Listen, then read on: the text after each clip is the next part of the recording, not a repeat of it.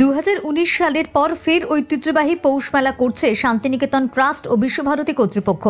অর্থাৎ আগের মতো পূর্বপল্লীর মাঠে ফিরছে একদা বন্ধ হয়ে যাওয়া মেলা। এদিন ম্যারাথন বৈঠক করে এমনই সিদ্ধান্ত নিল বিশ্বভারতী কর্তৃপক্ষ। তবে আগের মতোই মেলার জন্য রাজ্য সরকারের সহযোগিতা চাওয়া হবে। উল্লেখ্য, 2023 সালে রাজ্য সরকারকে মেলার আয়োজন করতে দিয়েছিল বিশ্বভারতী ও মহর্ষি দেবেন্দ্রনাথ ঠাকুরের শান্তিনিকেতন ট্রাস্ট, যা নিয়ে বিতর্ক তৈরি হয়েছিল। বৈঠক শেষে বিশ্বভারতীর ভারপ্রাপ্ত জনসংযোগ আধিকারিক অতীক ঘোষ বলেন, এবার পৌষ মেলার যথারীতি শান্তিনিকেতন ট্রাস্ট করবে, বিশ্বভারতী কর্তৃপক্ষ সহযোগিতা করবে। 2019 সালের পর 2024 সালে এই মেলার ট্রাস্ট ডিড অনুযায়ী হবে। তবে আগের মতো রাজ্য সরকারের কাছে বিভিন্ন বিষয়ে সহযোগিতা চাওয়া হবে, সেই মর্মে চিঠি দেওয়া হবে। এটাই বৈঠকের সিদ্ধান্ত হলো। মহর্ষি দেবেন্দ্রনাথ ঠাকুরের প্রতিষ্ঠিত শান্তিনিকেতন ট্রাস্ট, সেই ট্রাস্ট ডিডে উল্লেখ রয়েছে প্রতি বছর 7ই পৌষ একটি মেলার আয়োজন করবে ট্রাস্ট, আর সমস্ত রকম সহযোগিতা করবে বিশ্বভারতী। সেই মতো চিরাচরিত প্রথা অনুযায়ী পৌষ উৎসব ও পৌষ মেলা চলে আসছে। প্রথমে পুরনো মেলার মাঠে হতো এই মেলা।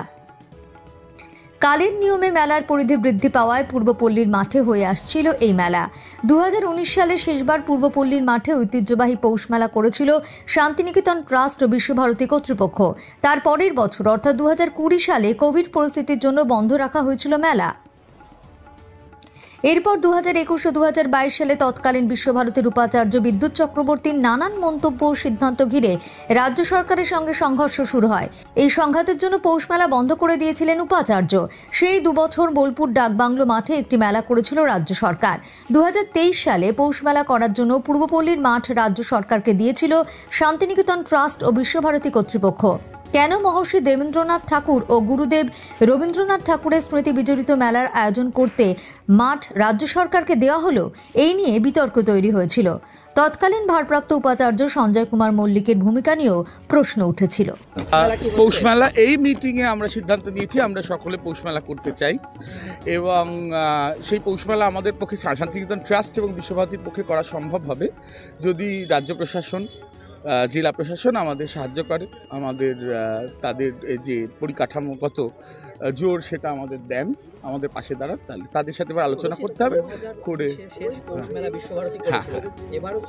হ্যাঁ, এটা শান্তিনিকেতন ট্রাস্ট করে, বিশ্বভারতী শান্তিনিকেতন ট্রাস্টকে সাহায্য করে। আপনারা জানেন দেবেন্দ্রনাথের ডিড অনুযায়ী শান্তিনিকেতন ট্রাস্ট করে এবং বিশ্বভারতী শান্তিনিকেতন ট্রাস্টকে সাহায্য করে এই পৌষ মেলা করতে। সেটা হবে, কিন্তু সেটা অবশ্যই জেলা প্রশাসন, রাজ্য প্রশাসনের সাথে তাদের সাহায্য নিয়ে, সর্বতভাবে সাহায্য নিয়ে আমরা করবো, তাদের সাথে আলোচনা।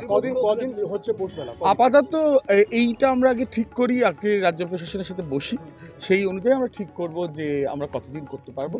সাধারণত হ্যাঁ, না, রাজ্য বিশ্বভারতী ট্রাস্ট করবে, বিশ্বভারতী তাকে সাহায্য করবে, রাজ্য প্রশাসন, জেলা প্রশাসন তাকে সাহায্য করবে। সেটা এখনো, এটা তো আমাদের হাতে না, এটা যত তাড়াতাড়ি সম্ভব করতে হবে।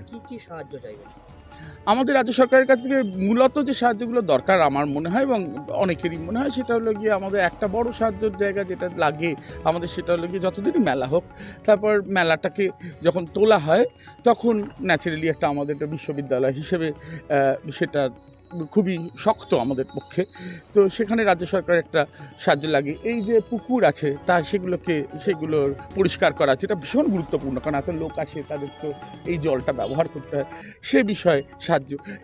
ল অ্যান্ড অর্ডার রাখার আমরা আইন কানুনগত যে সাহায্যগুলো, সেগুলো তো রাজ্য সরকারই একমাত্র করতে পারে, জেলা প্রশাসন একমাত্র করতে পারে, তাদের থেকে সেই সাহায্যটা। না, গতবারে তো পৌষ মেলাতে রাজ্য সরকারের অনেক বেশি ভূমিকা ছিল, বিশ্বভারতীর ভূমিকা প্রায় সেরকম অতটা ছিল না। এবার তো ট্রাস্টই করছে এবং পুরনো ধাঁচে 2019-এ যে শেষ মেলা হয়েছে সেটা যেই ফরম্যাটে হয়েছে সেই ফরম্যাটে হবে। এবং এগুলো তো আগে আমাদের এইটা এই জেলা প্রশাসনের সাথে আলোচনা করে এই সিদ্ধান্তে পৌঁছাতে হবে যে আমরা মেলাটা আদৌ আমাদের সাহায্য করবে কিনা আমাদের পাশে। 2019-এর পর বিশ্বভারতী এবং ট্রাস্ট যৌথভাবে ফের মেলায় অবশ্যই তাই তো। এইটা আমরা তো প্রশাসনকে জানাতে পারি, আমরা তো কোনো রাজনৈতিক নেতা তাকে জানতে পারি না, আমরা জেলা প্রশাসনের কাছে যেতে পারি। না, কিন্তু সেটা আমাদের রাজ্য স্তরে উঠতে হয় না, আমাদের জেলা প্রশাসন, ডিএম ধরুন, বা এখানকার ডিস্ট্রিক্ট ম্যাজিস্ট্রেট, বা এদের সাথে আমরা যারা আধিকারিক